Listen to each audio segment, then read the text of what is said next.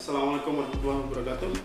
Alhamdulillah hari ini terima kasih sudah hadir di sini Bapak Dr. Haji Kadri MSI, Doktor Bidang Komunikasi, dosen kami juga dan sekaligus sebagai pengamat politik juga. Bapak, hari ini kita langsung saja Pak, karena waktu Bapak juga kan tidak terlalu banyak di sini.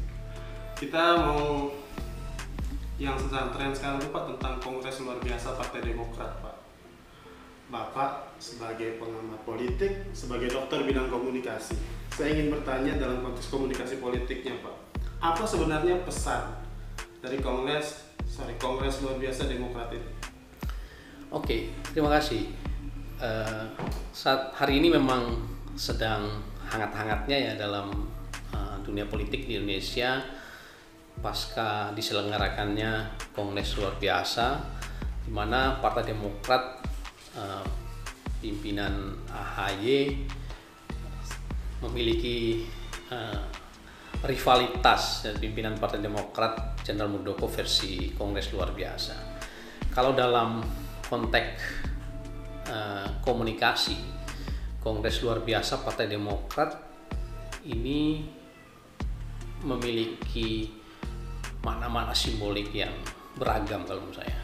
Komunikasi itu dalam salah satu prinsipnya dikenal dengan tidak hanya berdimensi isi, tapi juga berdimensi hubungan. Apa hubungan prinsip komunikasi ini dengan Kongres Luar Biasa Partai Demokrat? Saya ingin mengatakan bahwa Kongres Luar Biasa Partai Demokrat itu tidak hanya memiliki pesan-pesan simbolik, tapi juga menunjukkan adanya hubungan yang tidak harmonis dari dua kelompok yang sebelumnya bersama di Partai Demokrat. Makanya sekali lagi saya ingin mengatakan bahwa Kongres Luar Biasa ini mencerminkan bagaimana komunikasi itu memiliki isi pesannya dan memiliki dimensi hubungannya.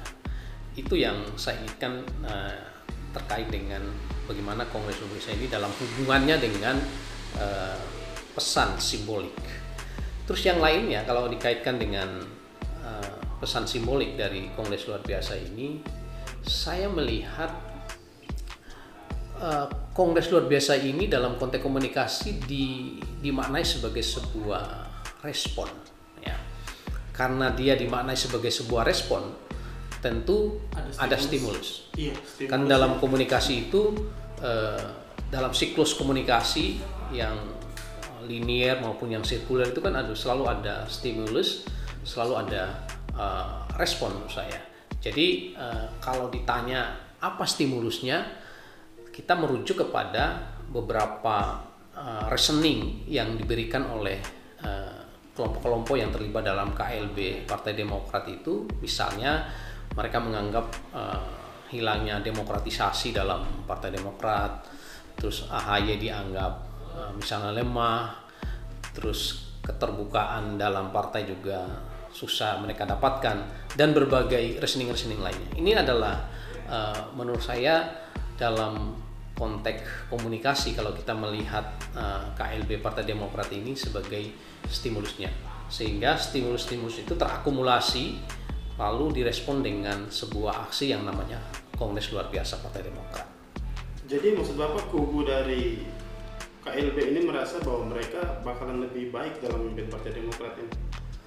Sebelumnya Pak, bagaimana kekuatan Demokrat saat ini di pemerintahan kita Pak? Kayaknya apakah itu juga bisa jadi stimulus mereka untuk mengambil peran di sana? Iya, menurut saya pilihan untuk mengambil alih kekuasaan lewat Kongres Luar Biasa Partai Demokrat ini di antaranya dipertimbangkan karena dipertimbangkan oleh kelompok-kelompok yang terlibat dalam KLB ini, karena memang melihat Partai Demokrat adalah partai yang punya prospek yang bagus ke depan, ya. Kalau tidak, ya kenapa mereka harus menghabiskan energi untuk menyelenggarakan KLB yang berbiaya secara materi dan tenaga dihabiskan banyak di situ kan. Mereka melihat Partai Demokrat ini memiliki prospek, apalagi misalnya di parlemen mereka mencapai pada angka 7,77 atau ya dibulatkan 8% lah perolehan suara mereka di. Belum lagi mereka kader-kader Partai Demokrat yang tercatat sebagai anggota legislatif di tingkat kabupaten kota dan provinsi juga seluruh Indonesia itu banyak. Sehingga ketika mereka bisa mengambil alih ini lewat KLB ini, dan nanti kalau ada persetujuan legalitas dari Kemenkumham, maka mereka akan mengendalikan seluruh anggota legislatif ini, dan inilah kekuatan menurut saya. Dan Partai Demokrat punya potensi untuk berkoalisi dengan beberapa partai untuk mengusung calon presiden. Nah, nilai-nilai jual inilah yang menurut saya yang membuat atau yang menjadi trigger ya bagi kelompok-kelompok yang terlibat dalam KLB Partai Demokrat di Deli Serdang, Sumatera Utara itu untuk melakukan upaya take over terhadap kepemimpinan AHY di Partai Demokrat. Iya, itu lagi Pak. Kepemimpinan AHY, kenapa munculnya sekarang Pak KLB? Kan bisa saja munculnya sebelum AHY misalnya. Tapi kenapa harus sekarang? Ya, tadi kita sudah bicara tentang bagaimana KLB ini sebagai sebuah respon terhadap stimulus yang ada. Lalu pertanyaannya tadi adalah kenapa respon ini baru sekarang? Iya. Karena baru sekarang. Nah, saya kira dalam strategi komunikasi, apalagi dalam komunikasi politik, pilihan momentum, ya, memilih momentum yang tepat, pilihan waktu itu menjadi sebuah pertimbangan penting yang dilakukan oleh seorang komentator dalam konteks personal maupun kelompok. Nah, waktu saat ini bagi peserta KLB dan orang-orang yang ada di belakangnya itu adalah waktu yang tepat, karena Demokrat misalnya dipimpin oleh AHY bukan SBY, di saat SBY juga tidak lagi berada dalam kekuasaan pemerintahan. Nah, mereka-mereka ini adalah orang-orang yang pernah bersama dengan Partai Demokrat dan SBY sudah lama. Mereka tahu bagaimana catatan-catatan luar dan dalam tentang Demokrat. Mungkin apa yang mereka keluhkan hari ini juga sudah lama mereka rasakan, tapi mereka simpan. Itulah yang dalam komunikasi itu disebut dengan delay feedback. Jadi feedback yang tertunda, penundaan dalam konteks politik misalnya dalam kaitannya dengan KLB Partai Demokrat ini. Ya, mereka menunda untuk mengatur strategi dan mencari momentum yang tepat. Karena AHY mereka anggap mungkin lemah dan SBY juga tidak lagi berkuasa. Apalagi orang yang men-take over kepemimpinan AHY ini dalam versi KLB ini adalah seorang jenderal yang memiliki posisi penting di pemerintahan ini. Dan ini yang saya lihat mereka menemukan momentumnya saat ini. Jadi kalau kita ngomong pesan tadi Pak dari Bapak, berarti setidaknya KLB ini memberikan pesan kepada beberapa pihak tadi Pak bilang. Bisa kepada pemerintah karena ada unsur pemerintah di sana, bisa kepada ketua majelisnya misalnya, atau kepada Demokratnya sendiri dan kepada pimpinannya sendiri. Boleh kita jelaskan sedikit Pak? Iya, paling tidak memang ada 3 unsur ya yang bisa kita kaitkan dengan pesan yang ada di balik terselenggaranya KLB Partai Demokrat. Yang pertama tentu saja aktor KLB sendiri, mana kelompok-kelompok penyelenggara dan Pak Jenderal Muldoko sebagai ketua yang terpilih. Nah, apa pesan KLB yang ingin mereka nunjukkan oleh kelompok-kelompok ini? Ya jelas bahwa mereka ingin take over kepemimpinan di Partai Demokrat. Mereka ingin mengambil alih dengan mekanisme KLB. Persoalan apakah legal apa tidak, nah itu urusan kita nggak usah bahas itu karena itu urusan pakar-pakar hukum yang bisa menganalisisnya. Tapi secara simbolik dalam konteks komunikasi, KLB ini adalah sebuah upaya pengambil alihan kekuasaan di level Partai Demokrat, kan itu ya. Nah, lalu kalau upaya ini mereka sudah lakukan, sudah berhasil melakukan BEL dan sudah berhasil memilih pemimpin versi KLB, menurut saya kalau mereka yakin dengan perjuangannya itu harus diseriusin. Ya, tingkat keseriusannya akan berhenti sampai mana? Menurut saya keseriusan itu harus berhenti ketika ada keputusan dari Kemenkumham yang menetapkan legalitas kepemimpinan mana dalam Partai Demokrat ini, apakah AHY atau Jenderal Muldoko. Nah, bila itu sudah ada keputusan, saya kira kelompok-kelompok KLB juga ini harus legowo untuk menerimanya apapun hasilnya. Kelompok KLB harus terima legowo.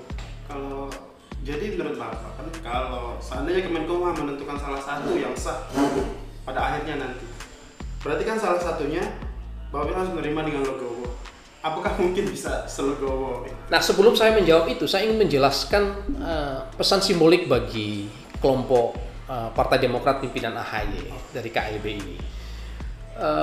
Menurut saya, penyelenggaraan KLB ini harus dijadikan sebagai momentum bagi AHY dan kelompoknya di Partai Demokrat untuk memperkuat konsolidasi partai dalam level organisasi, sekaligus untuk makin memperkuat dan makin menunjukkan peningkatan kapasitas kepemimpinan seorang AHY secara personal sebagai kota partai. Karena itu menurut saya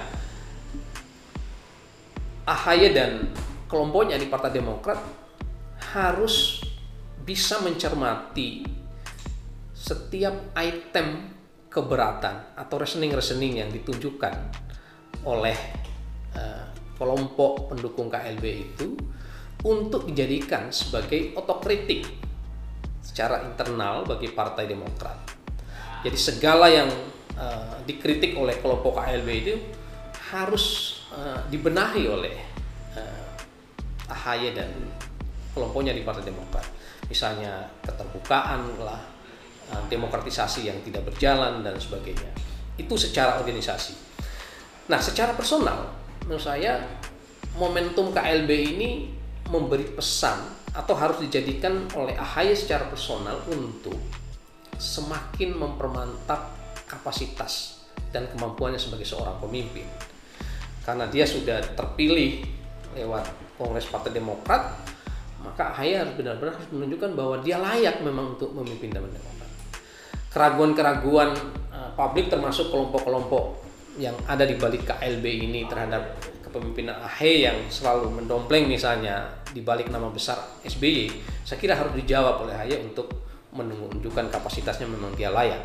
Nah, oleh karena itu, bila hasil akhir dari pertarungan dua kubu Partai Demokrat ini, di mana Kemenkumham misalnya memutuskan AHY lah yang sah untuk menjadi pemimpin Demokrat, maka menurut prediksi saya Partai Demokrat pimpinan AHY ini akan semakin solid, akan semakin terkonsolidasi, dan AHY secara personal akan semakin dewasa dan semakin mantap kapasitasnya sebagai pemimpin karena dia sudah melewati ujian ini, karena dia mengambil pelajaran dari upaya take over kepemimpinan Partai Demokrat ini. Tapi tantangannya juga ada menurut saya, ini juga yang harus diantisipasi. Bila AHY diakui sebagai pemimpin yang legal di Partai Demokrat, tentu saja Jenderal Muldoko sebagai produk KLB Partai Demokrat dianggap tidak sah. Tidak sah. Tapi kelompok-kelompok yang ada di balik Pak Muldoko ini menurut saya tidak akan diam. Dia akan menjadi bagian yang akan terus merongrong kekuatan dan elektabilitas Partai Demokrat, karena mereka juga punya massa, mereka juga punya dapil, sehingga upaya-upaya kelompok inilah yang harus juga diantisipasi oleh AHY dan pasukan-pasukannya sehingga elektabilitas Partai Demokrat ini bisa terus ditingkatkan. Saya satu lagi Pak, pertanyaan saya mengenai sah dan tidak sahnya dan Kemenkumham. Ya. Kemenkumham sendiri ini berada pada dilema besar di antara KLB dan AHY sendiri. Kalau menurut Bapak, idealnya bagaimana sikap pemerintah dalam hal ini Kemenkumham dalam menentukan sikap? Nah, dalam posisi seperti ini memang pemerintah dalam hal ini Kemenkumham akan diuji objektivitasnya, diuji keadilannya. Karena bagaimanapun salah satu pihak yang bersengketa ini adalah orang yang menjadi bagian penting dari pemerintahan ini, yaitu Jenderal Muldoko yang menjadi kepala staf kepresidenan. Nah, oleh karena itu, karena ini menjadi berita yang viral di mana-mana dari rating berita politiknya tertinggi misalnya KLB Partai Demokrat ini, maka mata dan telinga publik selalu ditujukan bagaimana perkembangan day to day dari proses perseteruan dua kubu di Partai Demokrat ini. Karena masyarakat ini terus memantau, tentu pemerintah tidak boleh main-main, karena ini akan menjadi ujian apakah pemerintah kita ini serius menegakkan keadilan atau tidak. Ini adalah ujian dan kita tunggu seperti apa hasilnya, apakah AHY yang tetap menjadi Partai Demokrat atau upaya take over yang dilakukan oleh Muldoko sukses, dan kita juga akan menguji sejauh mana objektivitas dan keadilan dari pemerintah. Terima kasih.